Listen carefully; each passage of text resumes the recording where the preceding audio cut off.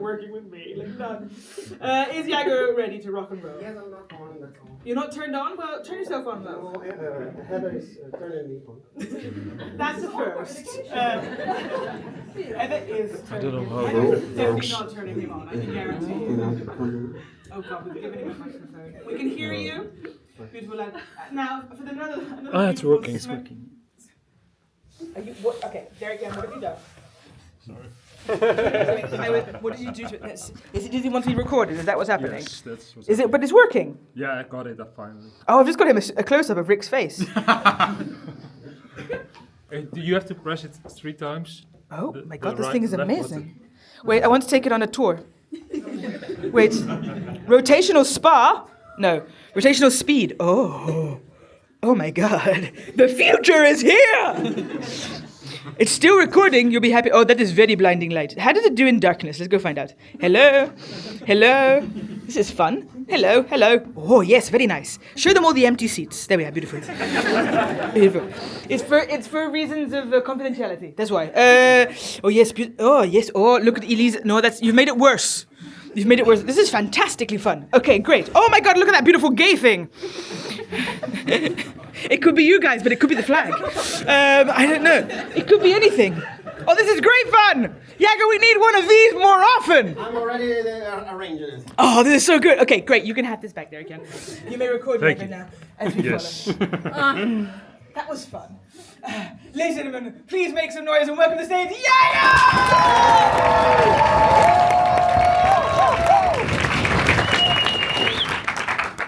Hi. Doesn't look like it, but I'm shy actually. You know, this is not a coming out story, although I never had a proper coming out story. I don't have one to tell. I have many stories to tell, but for the better and the worse, like anything else in life, I'm from that generation of gay men where we didn't talk about it. The thermometer for coming out was when that obnoxious aunt of yours would stop asking, when are you going to bring a girlfriend home? Somewhere between age 25, 30, depends on your cultural background, they get a hint. And it happened with me. So I was thinking, what should I do tonight? And although I thought about it, this is also not my coming out story as a polyamorous person, but especially because everybody that matters to me in my life, all my meaningful relationships, they know how I approach love and everything. And I find it difficult to start talking about it. If you start, nowadays it's, okay, we all want to be free. I am a very free person, but when you start explaining your relationship, it sounds like a lecture, almost. If you say you have an open relationship, people think you're a slut. If you say you're polyamorous, they think you're a cult member.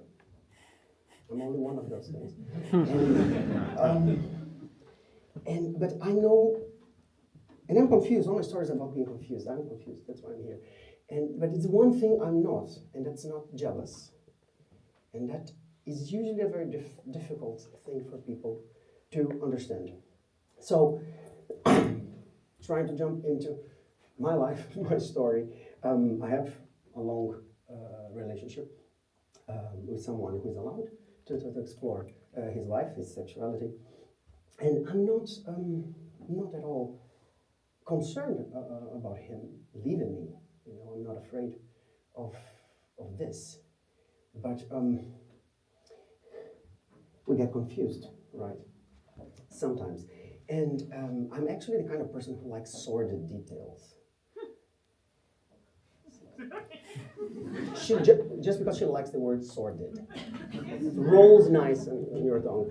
And I actually ask those details. I'm not telling tonight. But I'm the kind of person who likes it. But last May, my partner went on a date with someone, a guy he met on Grindr. People here who use Grindr knows that Grindr is the dating app equivalent of a Russian roulette. The heads nod and use it, thank you. I don't have to ask you. The harder the nod, the higher are the disappointments or scares that someone have. I would make a t-shirt to survive Grindr. But I shouldn't complain about Grindr. It has given me a partner, at least 2 good friends. And not the less good friends, but nevertheless. We don't have to go into details. I agreed, Heather, to hold on to too much information tonight. And I will keep my word. But my partner went on a date, and he said, and I said, well, no, it's just a walk in the park. And I said, really, 2025, people are still inviting each other on Grindr for a walk in the park? Great, he came back home, and he said, oh, it was okay. I said, who is it? And as it often happens among gay men who play sports, you end up finding out about someone who played sports with someone you know. Yeah. So he told me, oh, I met this guy, and he said a name, so a picture, half Greek, half Dutch. As crazy as he is hot, basically. And I told my partner, I said, look, I'm not jealous, but this guy is a little bit unstable. My partner is a good person, different than me. And he's that kind of good person that gives people the benefit of the doubt. I said, okay, it's fair warning. 1 week later, he said, I go on a date again. I said, with whom? George. I said, okay, you go. At that time, I was already behaving like that mother who knows her daughter is dating the biggest pothead of the village. And you have to hold yourself and say, I'm not going to complain, otherwise she's going to run towards him forever. I was already on that mode. So he went on a date with George. He came back home. And I asked, how did it go? He was, well, I think you might be on to something. I said, of course I'm on to something. I dated this something in question in 2017 for a whole season, and I stopped doing that for the same reason. No, I mean, the guy is, today was a little bit weird. He was complaining about everyone. His friends are wrong, his ex-boyfriend is wrong, his father is wrong, his mother is wrong, his colleagues are very wrong, and his boss for sure doesn't give him a promotion because the boss is completely wrong. Until he said, my ex-therapist is wrong. And I said, well, all the red flags before were not enough. When someone refers to their therapist as ex and not former, I'm not a psychologist, but there's something going on. Don't you think? He said, yeah, no. But you know, it's almost like George knew you were going to say that, Iago. I said, why? Because he said that he changed. He used to be a complicated person. He looked for therapy. He improved himself. He got better. I said, that's what every cycle says to you. But they used to be much worse. They want to kill you, they take the kidney, is up to you. To go on. And he went, and I had this thing growing inside of me, this discomfort. And my partner said, maybe you're jealous. Oh, he wanted me to be jealous. We live in a society that rewards us for jealousy, right? And I don't feel it, honestly. I want everybody to be happy. The people that I love, I want to be even happier. I like sharing. If you're hungry, there you go. Here's my food. If you are hungry, there you go. Here's my husband. What's the problem?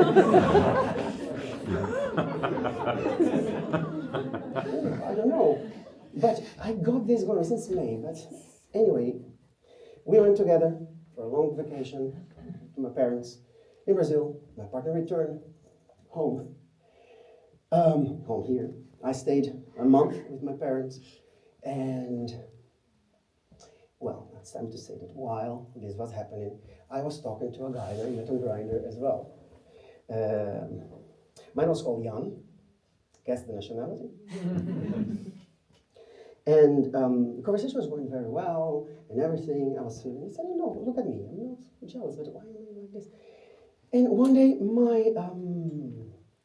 so still on Jan, we were talking. We decided not to exchange biographical information, to skip those interviews that we do on the first date. What do you do? What's your job? What do you work? Where do you live? What name of your father?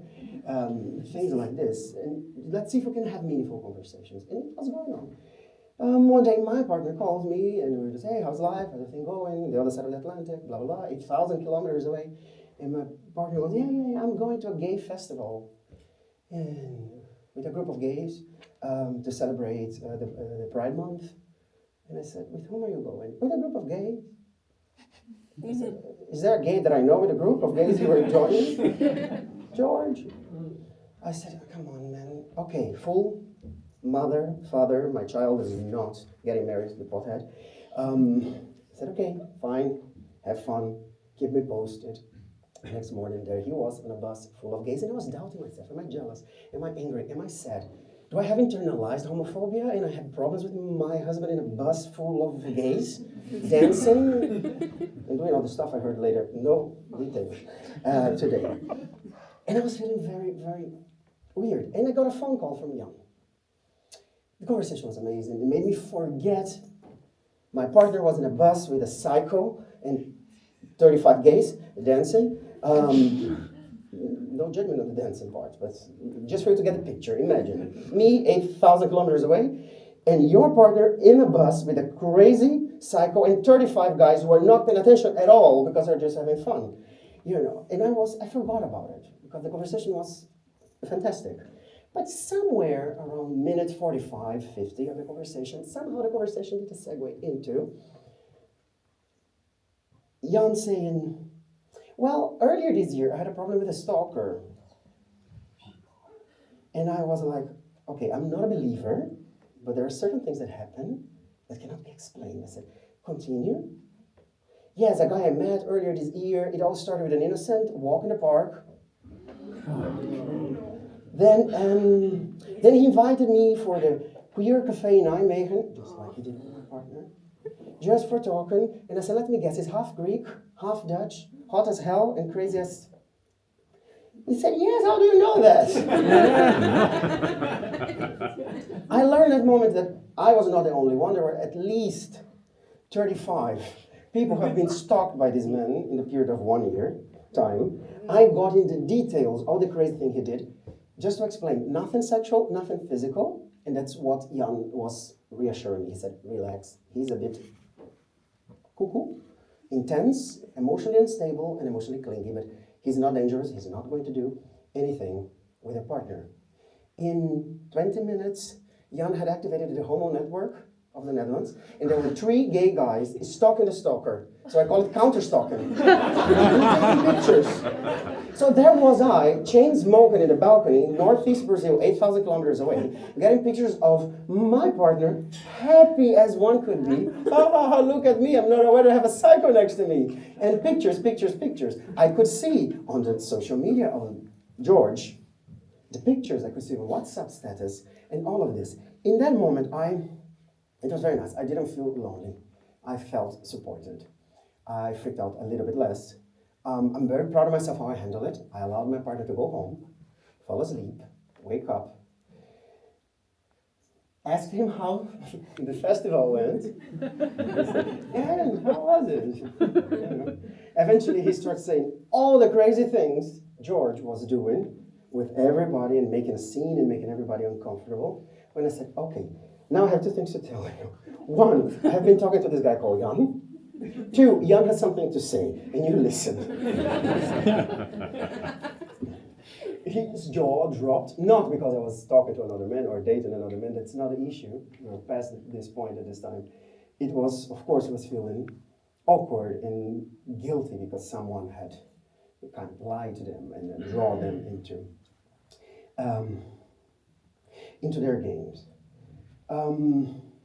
It all turned out well enough.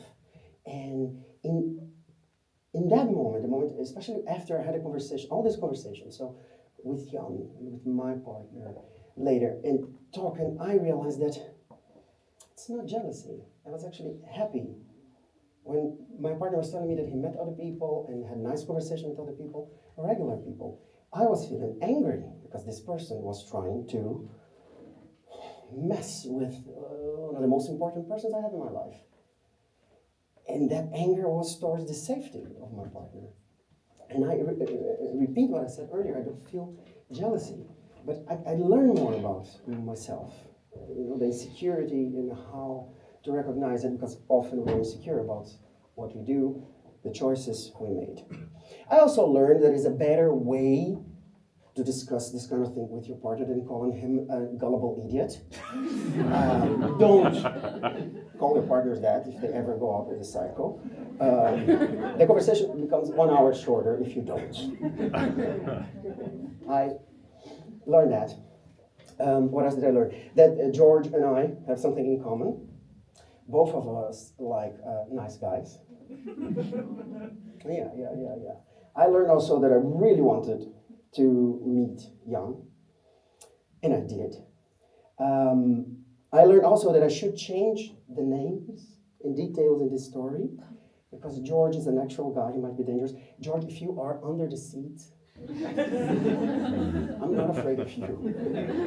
And if any of you is going through a similar story, don't tell George. Because the thing is serious. But if you need someone to talk to, there might be 3 people that could talk to you tonight about George, because both my partner and Jan are here tonight. Thank you very much.